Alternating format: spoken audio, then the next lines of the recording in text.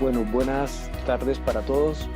En nombre de la Sociedad Colombiana de Cardiología y Cirugía Cardiovascular, de nuestra Junta Directiva, les damos una cordial bienvenida a este importante evento en el cual vamos a tratar un tema interesante que es un estudio de reciente publicación y que a la orden del día es muy importante su análisis. Principalmente porque en la epidemia en que nos encontramos, los pacientes siguen presentando síndromes coronarios agudos, siguen llegando a nuestros servicios de urgencias, a nuestras unidades coronarias.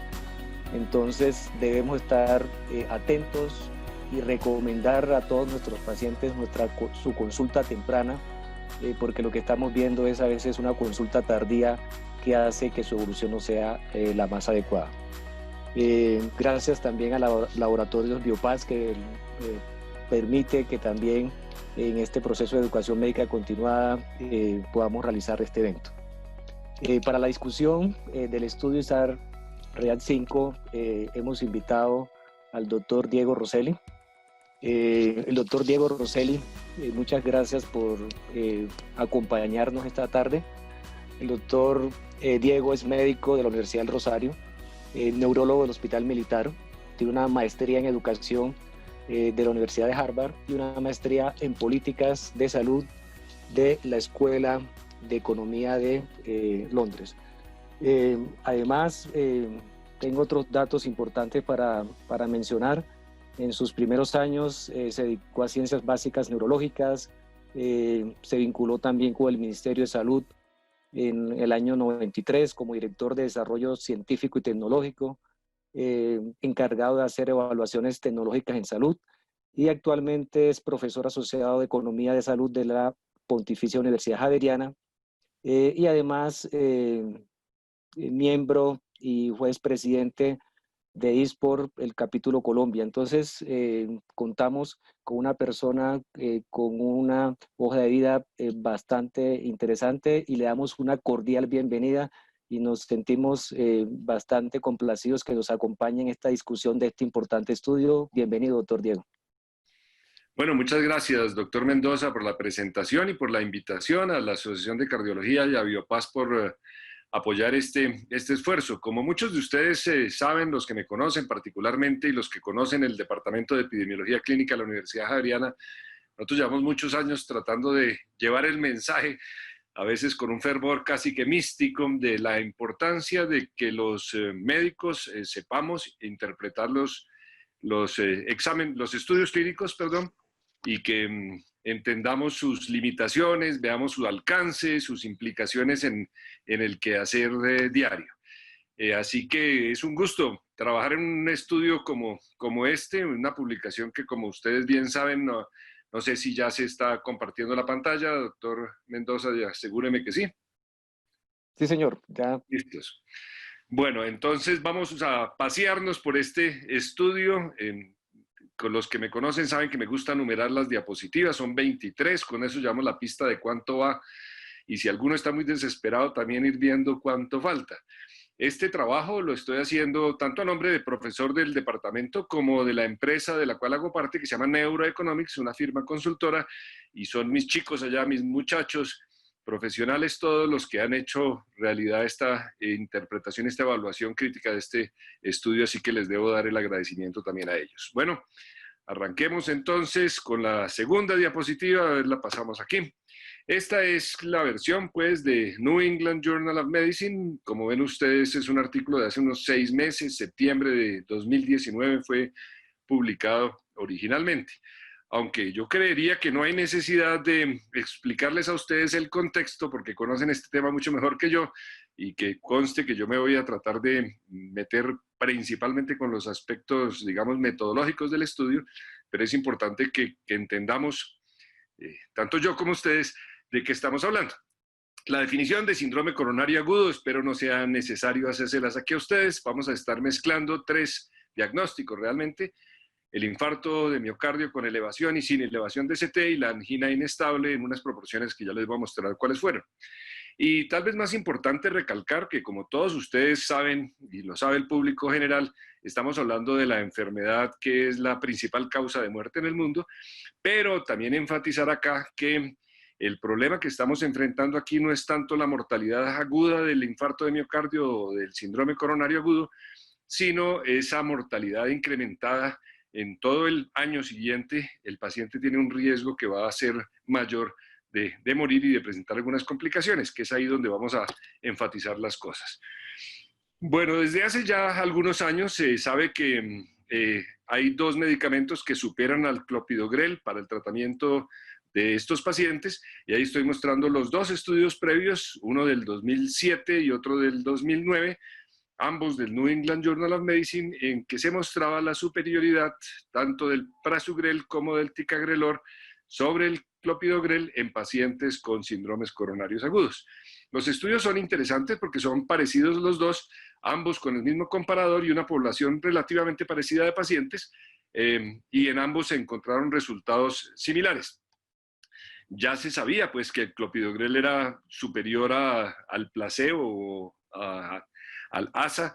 Estos dos van a mostrar que cualquiera de ellos independientemente, pero por separado, en sendos estudios mostraban reducir el riesgo de un desenlace compuesto, que en los dos estudios fue similar: muerte por causa vascular, infarto de miocardio o accidente cerebrovascular. Este concepto de desenlace compuesto, que yo siempre aquí estoy hablando con cardiólogos, pero inclusive en otros contextos digo que si no fue un invento de los cardiólogos, lo popularizaron los cardiólogos, y es con lo que se han trabajado desde la utilidad de las estatinas hasta muchas otras intervenciones cardiovasculares. Bueno, los dos estudios mostraban un HR, o sea, una reducción del riesgo de 0,84 a 0,81.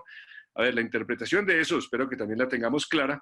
El HR de 0,84 quiere decir que el riesgo de sufrir cualquiera de estos desenlaces cardiovasculares durante el tiempo de seguimiento del estudio se reduce a un 84%.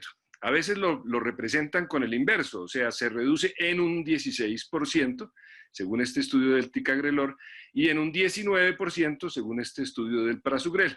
Pero recordemos que tienen su intervalo de confianza, que no cruza el 1, o sea que nos lleva a que los resultados sean estadísticamente significativos para cualquiera de los dos medicamentos, y que no nos permitiría concluir que uno es superior al otro, a pesar de que hubiera una diferencia de unos poquitos dígitos ahí. Entonces, el contexto es que cualquiera de los dos medicamentos mostraba ser superior al clopidogrel, pero no se habían enfrentado el uno contra el otro.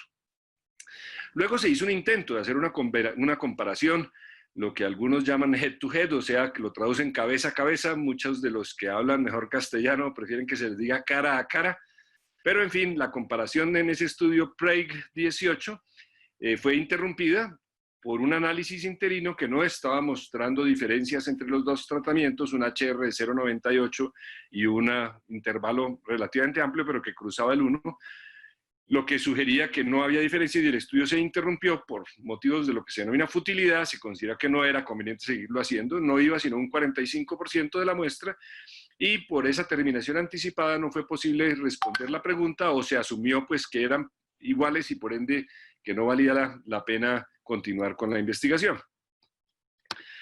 Y ahí es donde entra pues el estudio que hoy nos involucra, el ISA-REACT, y vamos en la diapositiva 7, y hasta ahora vamos a empezar con el tema. Todo el resto era introducción.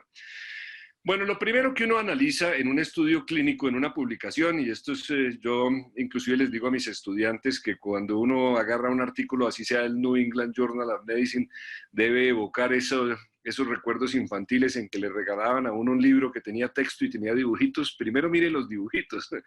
Y aquí es casi que lo mismo. Uno mirando las gráficas y las tablas ya puede empezar a sacar conclusiones importantes. Este es un resumen, y los invitaría a que le echen una mirada a la tabla completa. Un resumen de la tabla 1. En la tabla 1, ¿qué es lo que uno normalmente encuentra en un estudio? Un resumen de las características generales de la población. Aquí en la tabla 1, que es lo primero que aparece en la sección de resultados de un estudio clínico cualquiera, un estudio de cohortes, una serie de casos, un estudio de casos y controles, o que como veremos es un estudio atípico, un estudio fase 4, todavía no nos va a mostrar cuál medicamento es mejor o peor, o más seguro o más eficaz. sino que nos va a mostrar cómo fueron los pacientes que participaron ahí. Vemos, por ejemplo, los tamaños de muestra, que estamos hablando de más de 2.000 pacientes en ambos grupos. Lo que normalmente enseñan los libros de una tabla 1 es que uno debe ver que los dos grupos, o los tres en ocasiones si hay más comparadores, se parezcan. Entonces, cuando uno tiene un tamaño de muestra de esta dimensión y un estudio es aleatorio, el azar se encarga de que los dos grupos sean muy parecidos. 64.5 contra 64.6, 76% de hombres en ambos grupos, y así si miráramos el porcentaje de hipertensos y de diabéticos, en fin, vamos a ver que son muy similares. Aquí estoy mostrando a cuántos de estos pacientes, recordemos que la indicación, el criterio de inclusión era pacientes con síndrome coronario agudo que hubieran sido programados para una intervención, ya fuera percutánea o una cirugía de bypass coronario. Esa era la indicación, que tuvieran cualquiera de los tres diagnósticos. Es importante ver que la angina inestable, era un porcentaje relativamente pequeño, uno de cada 7 o cosas así. La gran mayoría caían en la categoría de infarto de miocardio. Y lo otro que es interesante mirar acá es que hubo un porcentaje que, a pesar de que la indicación era que estuvieran indicados o se presumiera que se les iba a hacer alguna intervención, se continuó con manejo médico en un porcentaje de ellos. Les decía, uno debe mirar que los dos grupos se parezcan, pero también es importante mirar que estos pacientes se parezcan a los que uno maneja. La lógica ahí es que mientras más parecidos sean mis pacientes con síndrome coronario agudo, a los de este estudio, más probable que yo pueda extrapolar estos resultados. La validez externa, la aplicabilidad de los resultados va a ser mayor. Así que la invitación, y eso es lo que se debate normalmente en un grupo de expertos, es si esto está representando más o menos lo que encontraríamos en una población colombiana. Les recuerdo que este estudio fue hecho en Europa, en Alemania y en Italia, y por ende, pues entonces hay que ver si eso es parecido a nuestra población o no. Bueno, de las características del estudio, estamos acostumbrados, y lo que generalmente presenta el New England Journal of Medicine en su sección de artículos originales, son estudios fase 3. Aquí nos están presentando algo que no es tan común y es un estudio fase 4. Los estudios fase 4, les recuerdo, son estudios que se hacen una vez que la molécula ya está aprobada, ya está comercializada. Normalmente los estudios fase 3 son los que se hacen para la aprobación de la molécula. O sea, aquí estamos hablando de un estudio de seguimiento de pacientes con dos moléculas, el ticagrelor y el prasugrel, que ya están en el mercado y ya tienen la aprobación del ente regulador. Pero se diferencia de los estudios fase 4 en que es un fase 4 aleatorizado. La mayoría de los estudios fase 4, que a veces los llaman estudios post-mercadeo, son de seguimiento principalmente para evaluar seguridad, son útiles porque los números el tamaño de muestra suele ser un tamaño más grande del empleado en los estudios fase 3. Estos estudios normalmente no son aleatorizados, simplemente se siguen los pacientes a los que los médicos, supongamos de Alemania, les hubiera formulado este medicamento o este. Este tiene de innovador, pues que a pesar de ser fase 4 es aleatorizado. Cuando uno le aplica la herramienta Cochrane de evaluación de la calidad de los estudios, sin embargo, le sale una señal de alarma y le dice que tiene un riesgo alto de sesgo. Esta herramienta pues, ha sido pensada para los estudios fase 3, en donde además de ser experimentos clínicos controlados aleatorizados, son ciegos. Y este es un estudio abierto, los pacientes y los médicos que los prescribían sabían a qué medicamento estaba recibiendo el paciente. Y eso es una señal de alarma, particularmente en dos condiciones. Una, cuando hay uno de los medicamentos a los que se les presume que va a tener una mayor efectividad, es decir, si se compara un medicamento nuevo con un medicamento tradicional, viejo de toda la vida, el paciente y el médico tratante pueden tener la expectativa de que el medicamento nuevo vaya a ser mejor y por ende o inconscientemente pueda inflar esos resultados. Ese no era el caso acá. El otro riesgo, también la otra condición que podría influirse ahí, es en aquellos desenlaces en donde las expectativas podrían ser subjetivas. Es decir, si estuviéramos hablando de dos antidepresivos, perdón, a alguien se le conectó su micrófono. Si estuviéramos hablando de dos desenlaces calidad de vida o qué sé yo, o alguna sensación subjetiva podría ser una influencia mayor. Aquí el hecho de que estemos hablando de muerte, que pues, es el más objetivo de los desenlaces, o infarto de miocardio, por ejemplo, son desenlaces en los que la sugestión podría tener un papel pequeño, no podríamos negarlo, pero podría ser pequeño. Es lo mismo, el otro desenlace de seguridad que vamos a estar evaluando acá es el sangrado, sobre todo sangrados severos son los que más nos interesan, y pues habría que pensar, y esas son las cosas que uno debate cuando va a hacer, por ejemplo, una guía de manejo, si ese sesgo del saber qué se está tomando podría haber influido sobre alguno de los desenlaces.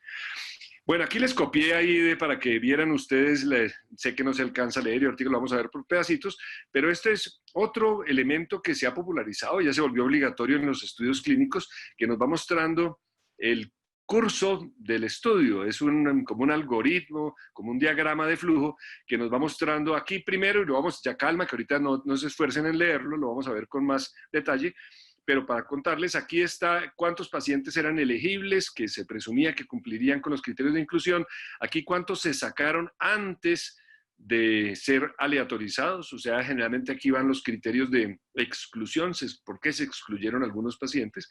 Aquí viene la aleatorización, y vamos a ver que tenemos el ticagrelor de este lado y el prasugrel de este lado, y aquí ya los pacientes se dividen en dos grupos y van a ser seguidos. Esto que está en estas dos cajas casi que resume lo que pasó dentro del hospital, aquí es durante la hospitalización, aquí en el seguimiento y aquí el desenlace final para la evaluación. Veámoslo con más calmita.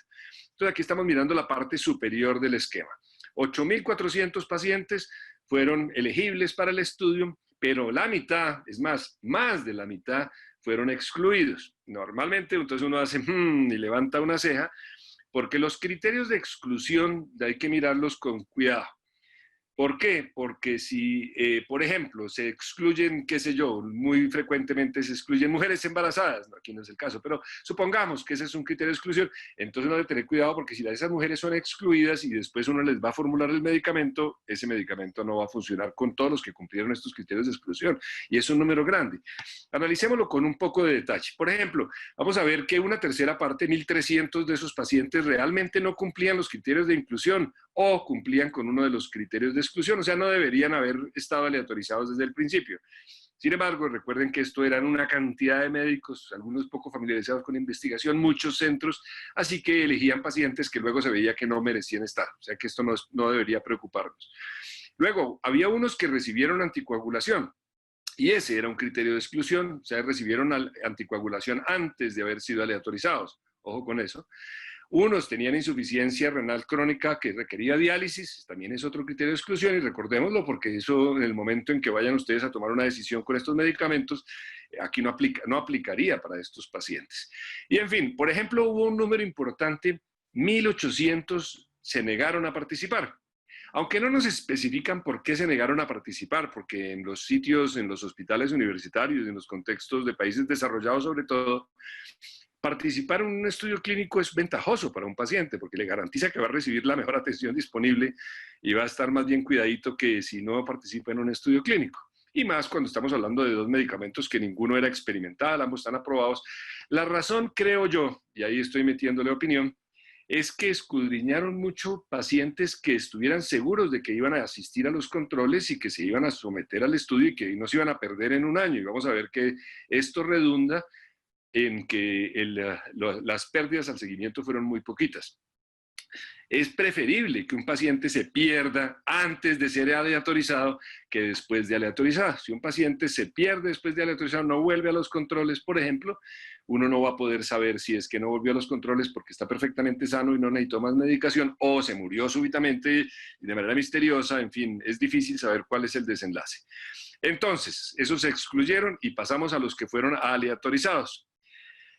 Vimos que los grupos se parecen 2012 y 2006. También aquí uno lo que debe hacer es dos cosas. Uno debe mirar con cuidado qué fue lo que pasó aquí durante la hospitalización en ambos grupos y debe también tratar de comparar, porque si por ejemplo, 31 pacientes se murieron, bueno, pues que recordemos que tenían infarto de miocardio, entonces me sorprende que fueron poquitos. Aquí los pacientes que las tasas de mortalidad del infarto agudo nos muestra que estaban excluidos ya de los que se iban a morir muy rápido. Pero en fin, lo importante es ver que son parecidos. 26 acá, 31 acá.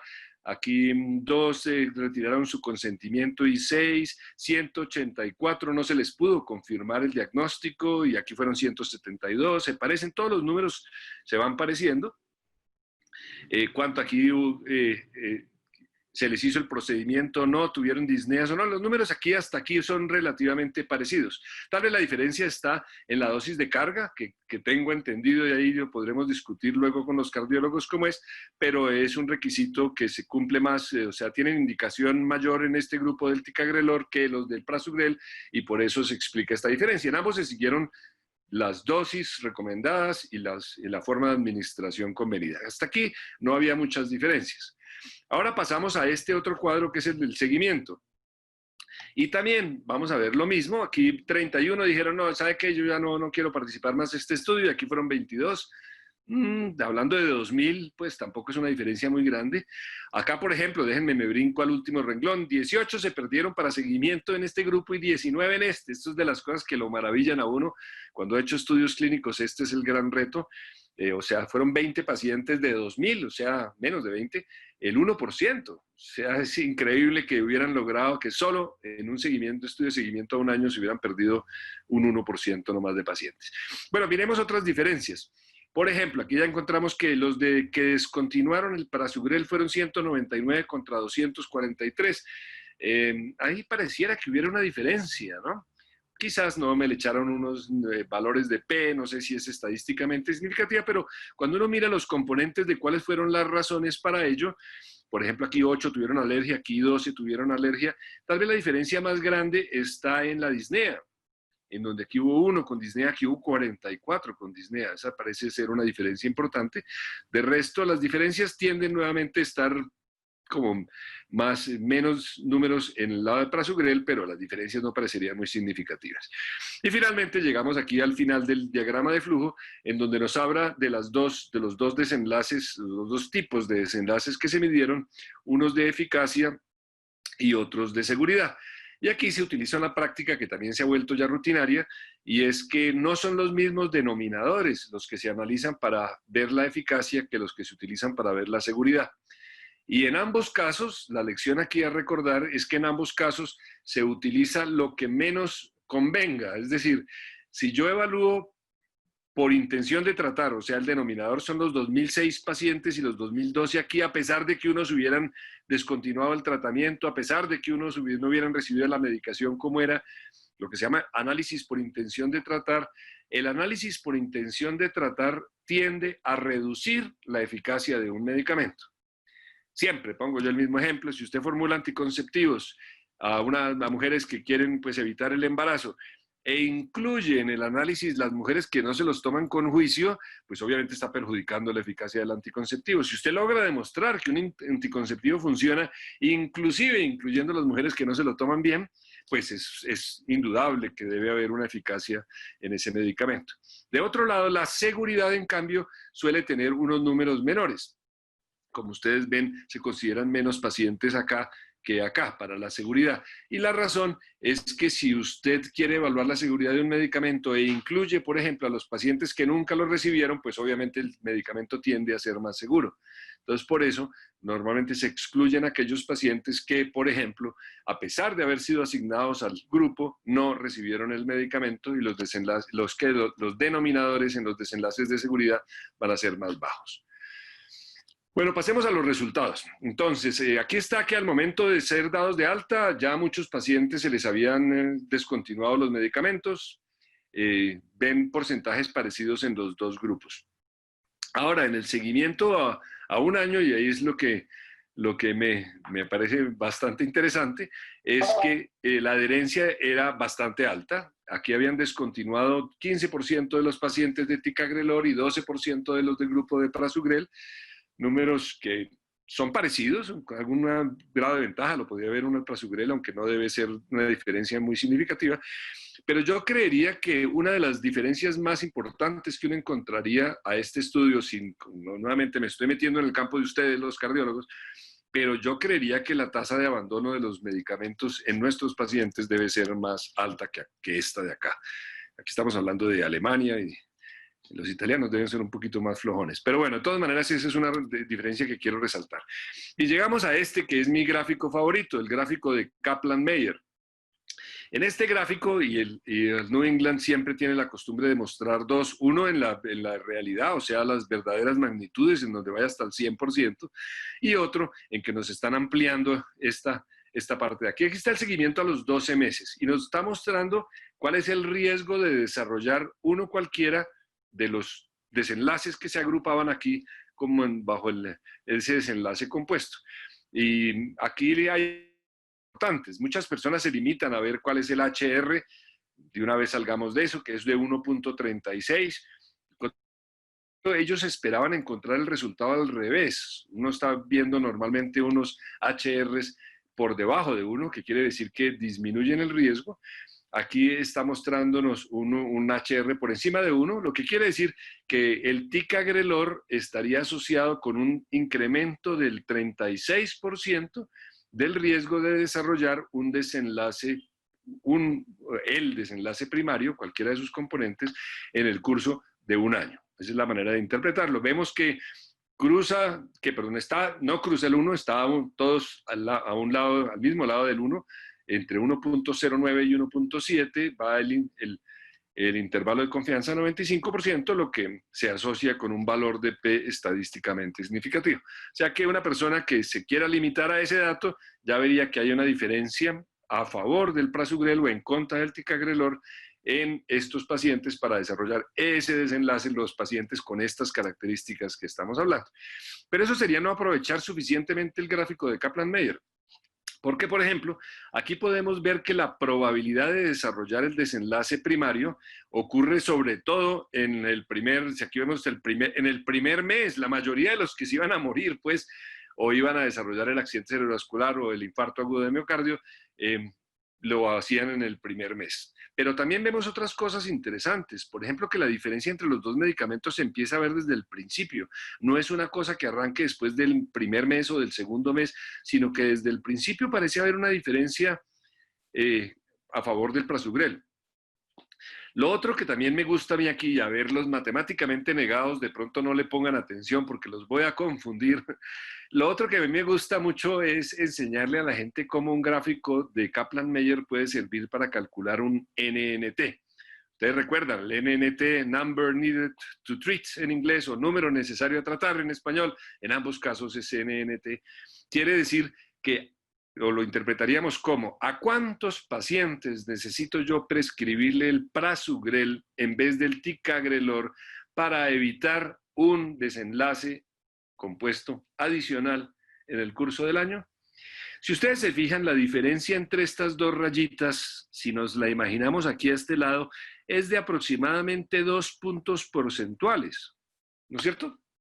Y lo es desde los 6 meses, se mantiene ampliando un poquito, pero es de 2 puntos porcentuales en todo este tramo del gráfico de Kaplan-Meier. ¿Eso qué quiere decir? Atentos a ver si me están poniendo atención. Eso quiere decir que por cada 100 pacientes con síndrome coronario agudo de estas características, que yo trate con prasugrel en vez de con ticagrelor, 2 menos desarrollarán el desenlace combinado. Si aplico una simple regla de 3, si por cada 100 pacientes que yo trate 2 menos desarrollan el desenlace, pues el NNT, creo que lo habrán captado ya, es de 50. Esto implicaría que por cada 50 pacientes que yo trate con este medicamento, en vez de con este medicamento, a lo largo de un año, pacientes con estas indicaciones y para este desenlace compuesto, por cada 50 que yo trate, uno menos estará desarrollando el desenlace en el curso de un año. Espero no haberlos confundido ahí con eso. Bueno, eso mismo que vimos en el gráfico de Kaplan-Meier lo estamos viendo en esta tabla. Aquí estamos viendo, primero empecemos por el desenlace compuesto. Aquí vemos que de los 2012 pacientes, 184 desarrollaron el desenlace compuesto con ticagrelor y 137 con el prasugrel. Estos son los porcentajes, el 9.1 y el 6.9, que, perdónenme, aquí me gustan, les digo yo a mis estudiantes que la repetición es la base del aprendizaje, eso equivaldría al mismo valor que tendríamos acá, ¿cuánto era? 6. Ya se me olvidó, 6.9 y 9.1 debe ser lo que uno son lo que corresponden en este gráfico. Para el desenlace agrupado. Eso es HR que vimos hace un momento. Ahora, bien interesante es si nosotros miramos no solamente el desenlace agrupado, sino los otros desenlaces, incluyendo el de seguridad que nos lo están poniendo acá.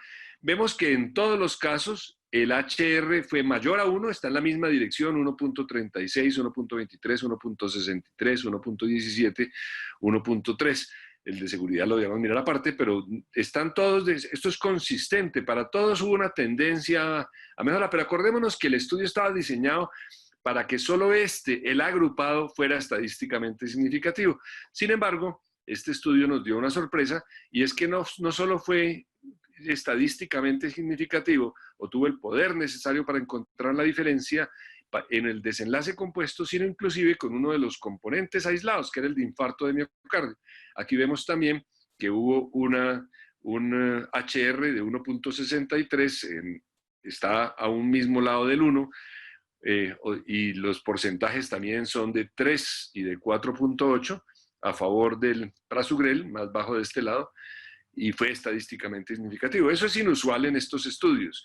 Y les recuerdo que el estudio está diseñado para el desenlace compuesto, y esto a veces es un poco confuso, porque entonces uno ve a la gente interpretando esto como, no, el estudio mostró que pues sí se analiza el desenlace compuesto, pero en cambio para infarto no sirve. Pues en este caso sí, pero en un estudio, los estudios normalmente no están diseñados para que estos resultados por separado fueran estadísticamente significativos, ¿sí? También nuevamente espero no haberlos confundido con eso.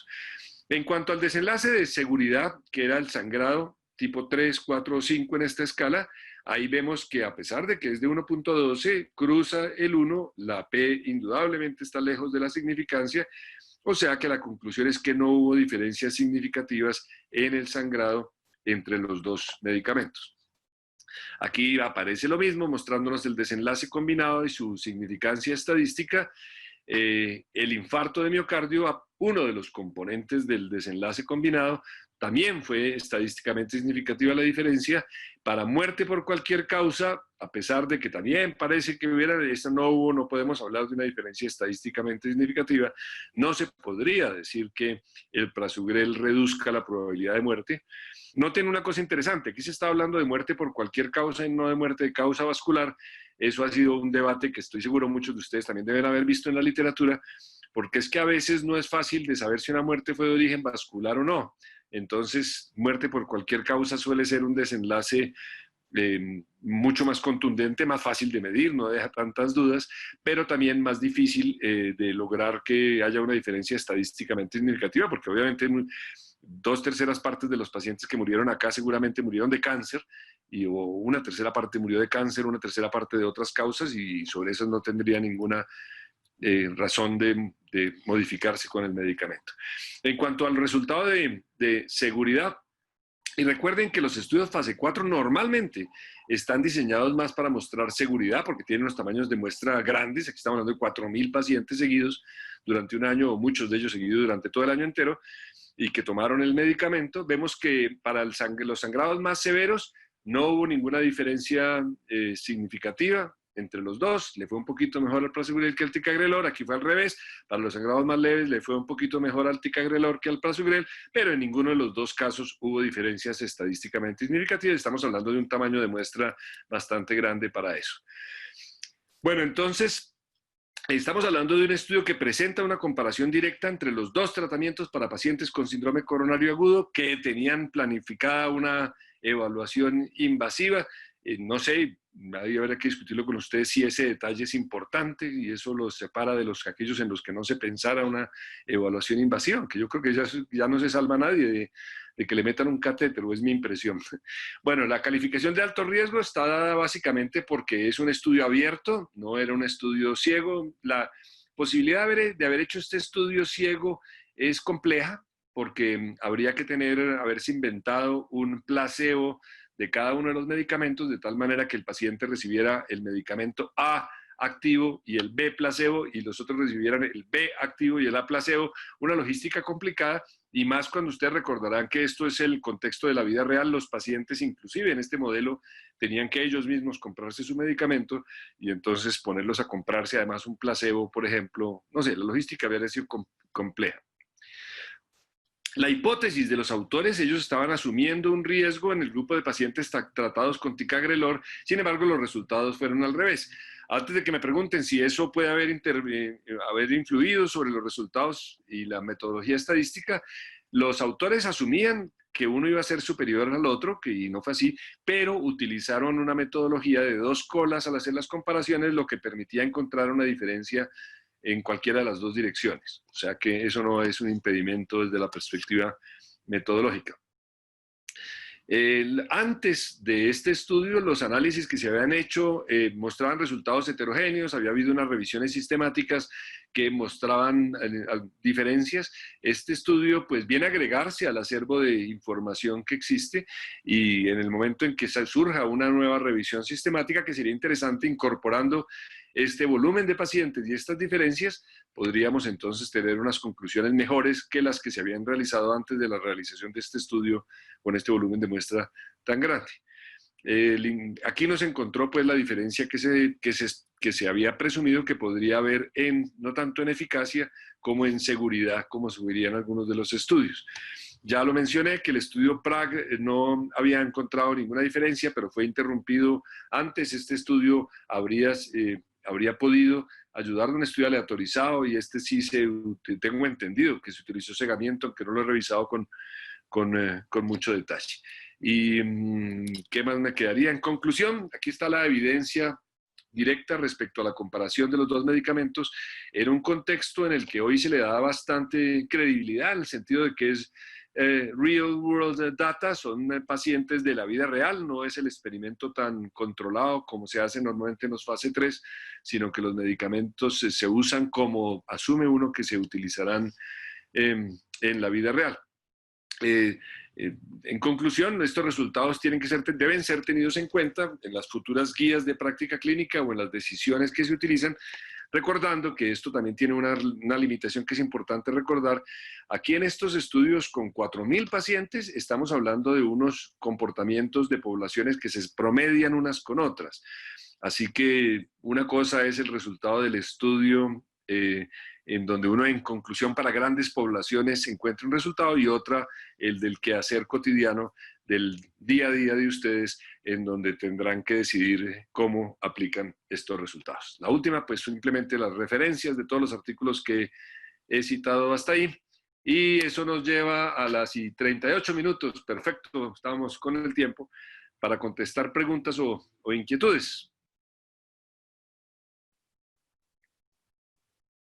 Excelente, doctor Rosselli, por esa completa y extensa revisión de este estudio. Bueno, les comento a todos de que si quieren hacer sus preguntas, utilicen el aplicativo de preguntas y respuestas, y el aplicativo del chat, ténganlo en cuenta porque hay una encuesta que los invitamos a todos para que nos colaboren en su diligenciamiento. Bueno, doctor, aquí veo preguntas de cardiología y Sí, eso veo. Aquí la primera pregunta de la doctora Rosana Apolo es una pregunta que me niego a contestar, pero ya que si alguien tiene información, pues tratemos de resolvérsela. Sí, sí, bueno, es una pregunta interesante, y la duda está relacionada con si el paciente tiene un síndrome coronario agudo y presenta un cuadro de fibrilación auricular, ya sea que lo tuviera previo o lo hace en el contexto de ese mismo evento o de esa hospitalización.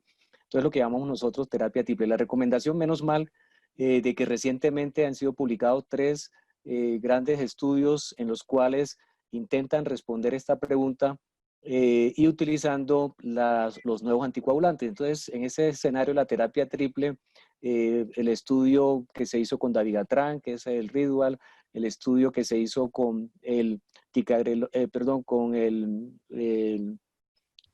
apixaban, que es el Augustus, y el que hizo con rivaroxaban, que es el estudio, el Pioneer.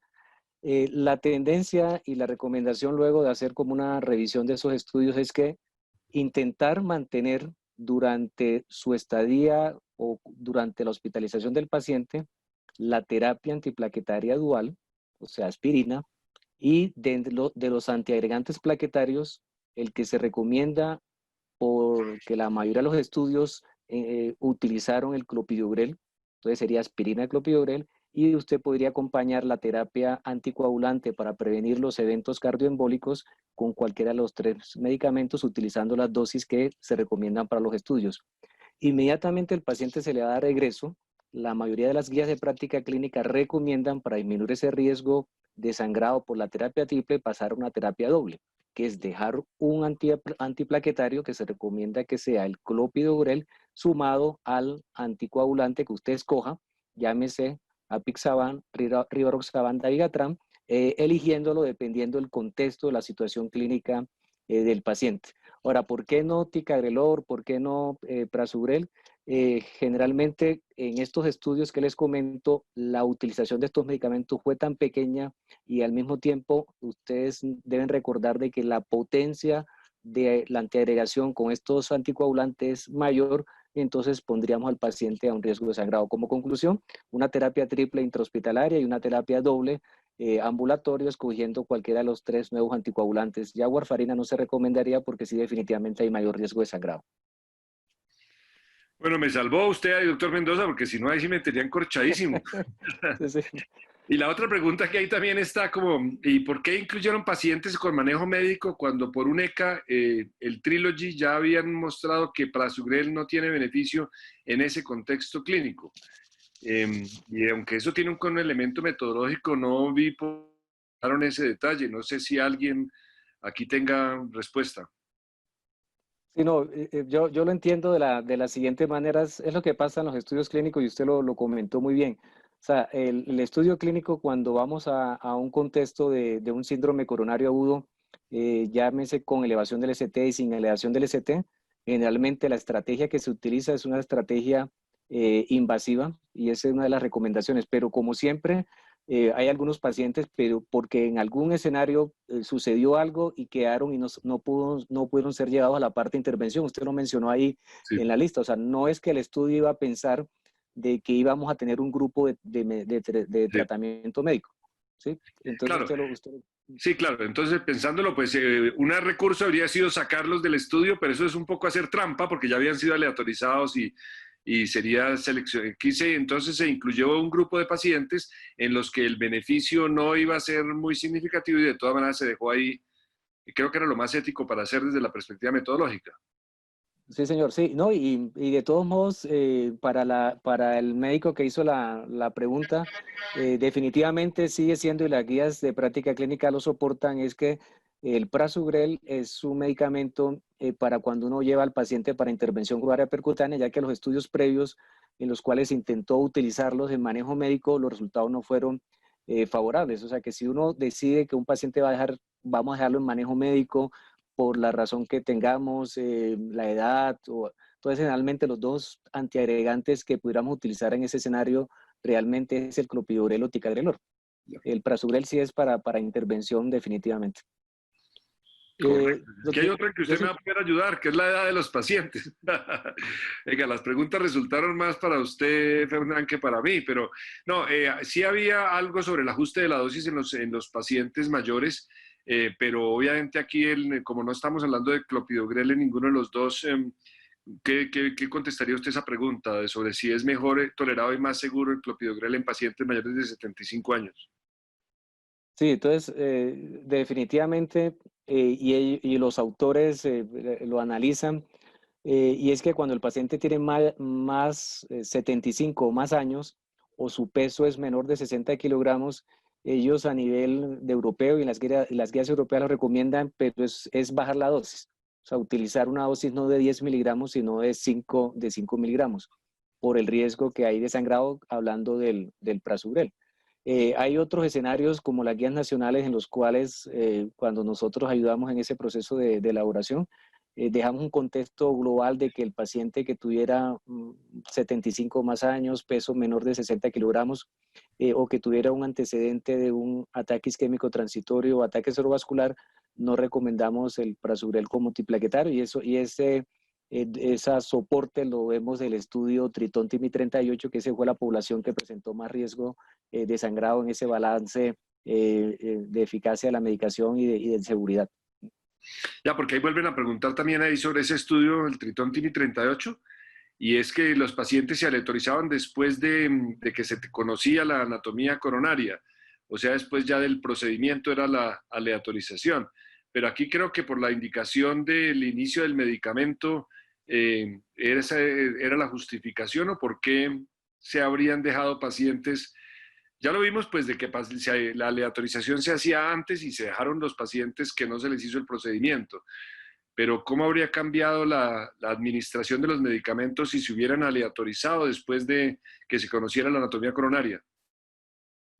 Sí, es que sí, definitivamente, porque eso ya se conocía de recomendaciones previas de que para utilizar, por ejemplo, el prasugrel, no se recomendaba su utilización si no se conocía la anatomía coronaria para tratar de definir de que verdaderamente el paciente va para intervención coronaria percutánea. Eso en el escenario de que si el paciente pudiera salir quirúrgico, ya sabemos que con prasugrel hay que esperar un tiempo de 7 días para el retiro del medicamento, si no es un procedimiento de urgencia. Pero en este estudio, una de las condiciones y lo que ellos parten del hecho es que ya por estadísticas, si de 100 pacientes que presentan evento y si sumamos tanto con y sin elevación del ST, la probabilidad en este momento con las condiciones de alto nivel que tienen los servicios de hemodinamia, la probabilidad que nosotros podamos resolver la situación con una angioplastia y con stent supera el 80%. 10% irían con manejo médico y 10% posiblemente irían para cirugía. O sea que en ese escenario el entrar con el bolo de prasugrel inmediatamente se pudiera haber hecho. Pero en términos generales, la mayoría de los servicios todavía siguen pensando en que mejor es conocer la anatomía antes del inicio del prasugrel. Bueno, aquí sí hacen una pregunta que esa sí es para mí. Ahí la pregunta, en este estudio, ¿qué efecto tuvo el hecho de tener una hipótesis de superioridad de ticagrelor y qué tanto influyó en el tamaño de muestra? Miren, normalmente este estudio se habría podido programar de una de dos maneras. Una era lo que se hace en los estudios de no inferioridad, que asumir que los dos son parecidos y se caracterizan porque tienen un menor poder estadístico y un menor tamaño de muestra. Así que eso habría sido grave. Si se hubiera planeado un estudio de no inferioridad, habría llevado a un cálculo de tamaño de la muestra probablemente más bajo. Ya después de que se piensa que va a haber superioridad de una de las dos ramas, entonces eso obliga a un tamaño de muestra más alto y a un análisis estadístico diferente. Como mencioné, de todos modos, aquí se asumió que uno de los dos iba a ser mejor y se le apostó al ticagrelor, pero el análisis estadístico y el cálculo del tamaño de la muestra fueron hechos para mostrar de cualquiera de las dos posibilidades. Las pruebas de dos colas hacen que usted asume que va a haber una diferencia, pero podrá demostrar si A es mejor que B o B mejor que A. O sea, en resumen, no influyó en el tamaño de muestra, o mejor dicho, lo hizo suficientemente grande para que se pudiera mostrar una superioridad de cualquiera de los dos. Doctor, aquí de pronto usted lo vio que el hecho de que el estudio sea abierto favorecería que a estos resultados. Mire, los estudios abiertos han sido criticados en algunos escenarios, cuando, por ejemplo, y uno de los terrenos en los que me he metido yo mucho es el uso de terapia biológica en pacientes con artritis reumatoide, porque supónganse que el medicamento A entró primero, y lo puedo decir con nombres propios y todos, el infliximab fue el primero en entrar en el mercado alemán, y pues después llegaron los otros, y por ende la gente se acostumbró al infliximab y ya le tenía menos confianza que a los medicamentos novedosos. Entonces, si llega un medicamento nuevo, el etanercept o el adalimumab, entonces los pacientes pueden tener la sensación de que, no, a mí me dieron el viejo, el de siempre, el que ya tenemos hace mucho tiempo, en vez de a estos otros les dieron el otro medicamento, y eso podría sugestionar el resultado. Pero como digo yo acá, son dos medicamentos de entrada relativamente simultánea en el mercado, en donde no sé, y ustedes me dirán si uno tendría un prejuicio de pensar, uno como médico el que lo prescribe o como paciente, que podría creer que uno va a ser superior al otro. Y además, aquí se tomaron dos precauciones. Pues la primera es que los desenlaces no son muy sugestionables. En artritis es una enfermedad en donde la subjetividad del dolor, por ejemplo, y de las limitaciones pueden ser modificables por un efecto placebo, mucho más que un infarto de miocardio, a mi juicio. Y dos, los pacientes que diagnosticaban las condiciones, tanto de muerte como de infarto de miocardio, por ejemplo, eran ciegos a qué estaba recibiendo el medicamento. O sea, la persona que evaluaba el desenlace no era el mismo que lo había prescrito y por ende había algún grado de cegamiento acá. O sea, yo pensaría que no, pero eso se podría discutir. Bueno, dice, para este estudio se utilizó un desenlace compuesto. ¿Hay alguna razón metodológica para usar este tipo de desenlaces? Usted más o menos lo comentó, pero de Sí. pronto profundizar eso y no los componentes del desenlace por separado. Sí, los desenlaces compuestos han sido muy criticados. Hace poco, ustedes conocieron, yo no recuerdo el nombre del estudio, ustedes me deben poder ayudar, pero era precisamente un desenlace compuesto el que se utilizó para comparar cirugía de bypass coronario con stents en un estudio que mostraba que para el desenlace compuesto no había diferencias estadísticamente significativas, pero cuando consideraban muerte por separado, ahí sí. Entonces, hay que tener cuidado con los desenlaces compuestos. Para que un desenlace compuesto sea válido, primero, los elementos que componen el desenlace deben ser todos de similar gravedad, que es difícil de que se cumpla porque obviamente morirse es mucho más grave que tener un infarto de miocardio o tener una ACV, que era el otro componente aquí. Así que uno no debe comparar, pues, morirse con, no sé, tener una tronchadura de tobillo, qué sé yo, alguna cosa que sea relativamente leve. Y esa razón no siempre se cumple, o casi nunca. Y la segunda es que de todas maneras el hecho de que haya un desenlace compuesto no nos exime de analizar los elementos del desenlace que constituyen ese desenlace. Así no haya diferencias estadísticamente significativas, como yo mostré aquí, sí había la tendencia a estar todos de un mismo lado. Lo grave es cuando uno encuentra una circunstancia, y hay ejemplos, en donde los del grupo, por ejemplo, el riesgo de infarto de miocardio se redujo, pero el de evento cerebrovascular se aumentó. Pasa mucho con los anticoagulantes, que a veces encuentra uno eso, que reducen este medicamento, le reduce el riesgo de tener infarto, pero le aumenta el de tener una hemorragia intracerebral. Entonces hay que tener mucho cuidado en cómo se analiza ese desenlace compuesto. En este caso, todos estuvieron de un mismo lado, que es tranquilizador.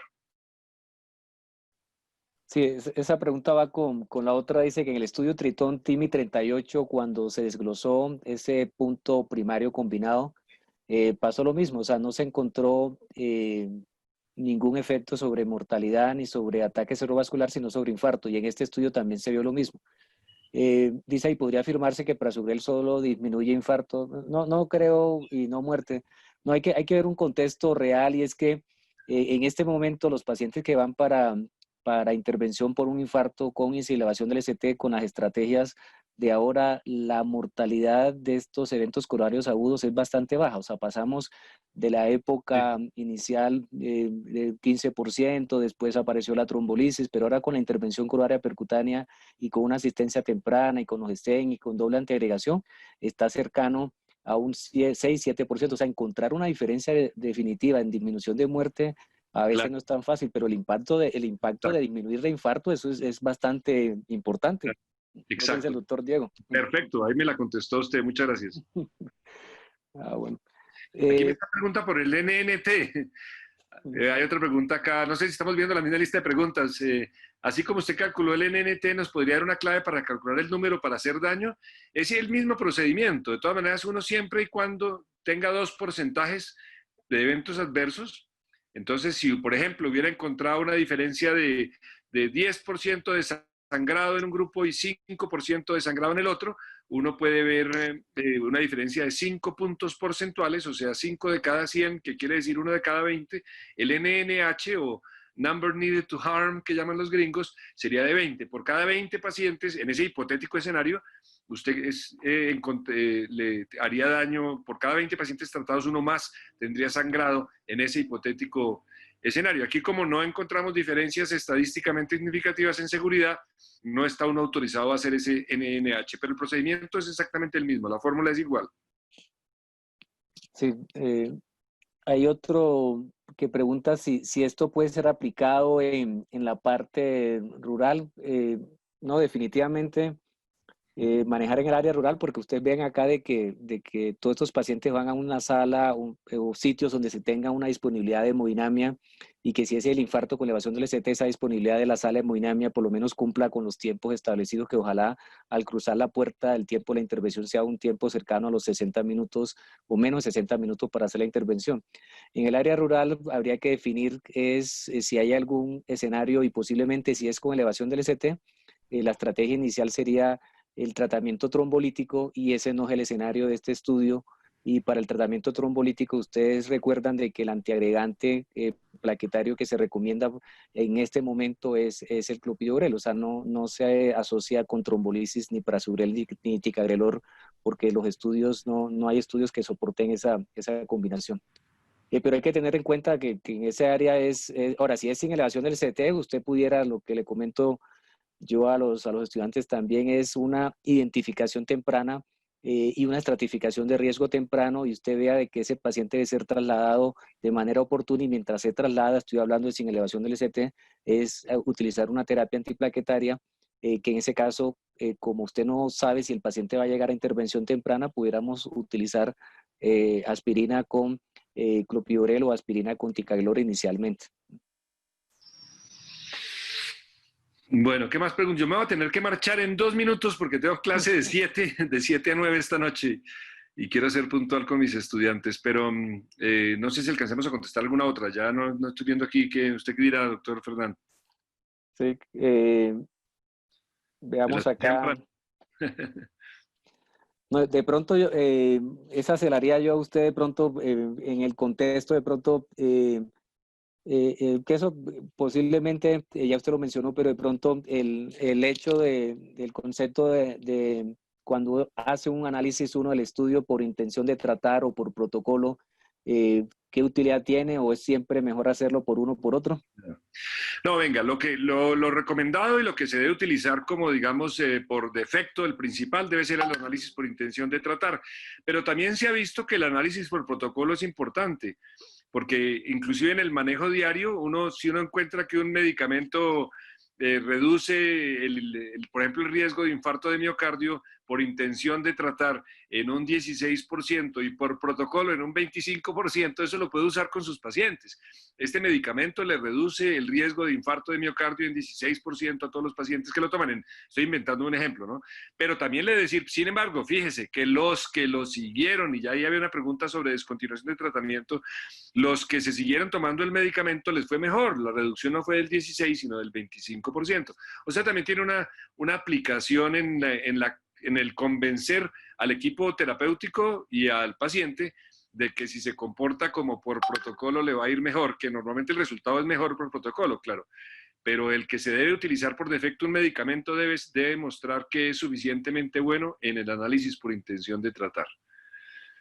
Bueno, me va a despedir, Fernán, porque ¿Sí? de veras que tengo acostumbrados a mis estudiantes a la puntualidad, y entonces pues ha sido un gusto y les agradezco mucho esta invitación. Lo dejo a usted para que haga sus palabras de cierre, pero ya me voy despidiendo, ¿listo? Listo. Bueno, no, muchas gracias, doctor, y excelente, y esperemos compartir otros escenarios en estos temas tan importantes. Bueno, Por favor, gracias. muchas gracias. Hasta luego, pues.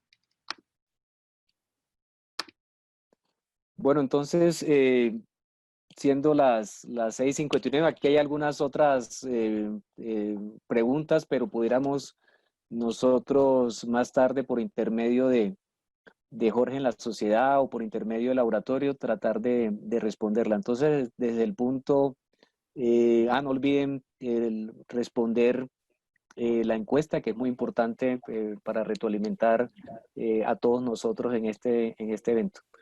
De pronto, unas palabras de cierre en esta terapia y tratamiento antiplaquetario, y es en algunos escenarios contamos con 3 antiplaquetarios, clopidogrel, ticagrelor y prasugrel. Lo que vemos nosotros es posiblemente, ya sabemos que hay 2 de ellos que los estudios clínicos demostraron superioridad, es Ticagrelor y Prasugrel. Entonces, entre uno y otro, a veces la decisión debemos tomarla dependiendo del contexto clínico. Hay que tener factores, por ejemplo, como la adherencia. En uno de ellos, el Prasugrel es 1 vez al día, el otro 2 veces al día.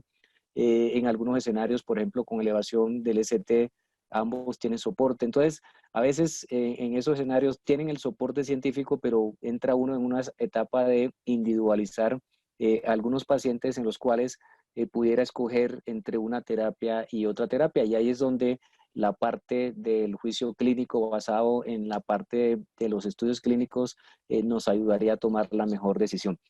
Bueno, entonces desde la Sociedad Colombiana de Cardiología y Cirugía Cardiovascular, desde la presidencia y nuestra junta directiva, agradecerlos a todos por habernos acompañado, a Laboratorios Biopaz, a la parte logística, a Jorge, al doctor José Mauricio, al doctor Roseli por esa excelente revisión.